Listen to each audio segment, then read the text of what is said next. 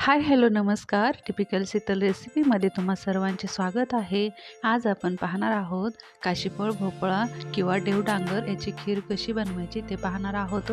तर चला, ही खीर उपवासासाठी किंवा अशीही गोड पदार्थ म्हणून एन्जॉय करू शकतो. तर चला आपण पाहूयात आजची रेसिपी. त्यासाठी इथे घेतलेलं आहे मी थोडंसं तूप आणि साखर आणि थोडंसं दूध घेतलेलं आहे, काजू आणि थोडीशी विलायची घेतलेली आहे. काजू आणि विलायची नाही घेतली तरी चालेल, तुम्ही जर उपवासासाठी ही खीर बनवत असाल तर. आणि इथं घेतलेलं आहे मी काशीफळ, भोपळा आहे, छान शिजवून घेतलेला आहे आणि मॅशरनं मॅश करून घ्यायचं आहे. छान एकदम बारीक असं मॅश करून घ्यायचं आहे. तर चला, कढईमध्ये मी तर थोडंसं तूप घेत आहे, त्यामध्ये थोडेसे काजूचे काप घातलेले आहेत. तुम्ही उपवासासाठी जर बनवत असाल तर अजिबात हे घालू नका, विलायची आणि काजूचे काप नाही घातले तरी चालेल. आणि इथं बारीक केलेला भोपळा छान तुपामध्ये तूप सुटेपर्यंत छान परतून घ्यायचा आहे आपल्याला.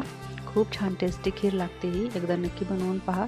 आणि भोपळा कसा शिजवून घ्यायचा ना बिना पाण्याचा, ती रेसिपी मी पहिलीच माझ्या चॅनलवरती अपलोड केलेली आहे, नक्की जाऊन पहा म्हणजे तुमच्या लक्षात येईल.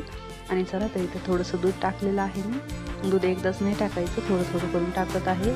जवळपास 1 लिटर दूध आहे हे. पूर्ण दूध इथं मी टाकलेलं आहे आणि घरचं दूध आहे, खूप छान दूध आहे हे, घट्ट दूध आहे. लगेच त्यामध्ये साखर टाकून घ्यायची आहे आणि साखर आवडीप्रमाणे गोड कमी जास्त तुम्ही टाकू शकता.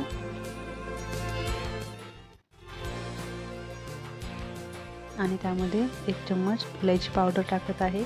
आणि उपवासासाठी बनवत असाल तर परत एकदा सांगते, विलायची आणि काजू बदाम नका टाकू, खूप छान टेस्टी लागते ही खीर. जर उन्हाळ्यामध्ये फ्रीजमध्ये ठेवून जर खाल्ली ना तर एकदम आईस्क्रीम सारखी खीर लागते बरं का. ही एकदा नक्की ट्राय करून पहा. छान 5 मिनिट आणखीन शिजवून घ्यायची आहे आपल्याला. पाहू शकता काय छान दिसत आहे खीर आणि टेस्टी पण तशीच लागणार आहे, एकदम मस्त. उपवासासाठी पण एकदम बेस्ट आहे. तर चला, आपली खीर तयार आहे. स्पेशल तुम्ही कुठल्याही उपवासासाठी बनवू शकता. आणि रेसिपी कशी वाटली नक्की कमेंट्स करून सांगा. आणि चॅनलवरती नवीन असाल तर चॅनलला सबस्क्राईब करा. व्हिडिओ पूर्ण पाहिल्याबद्दल धन्यवाद.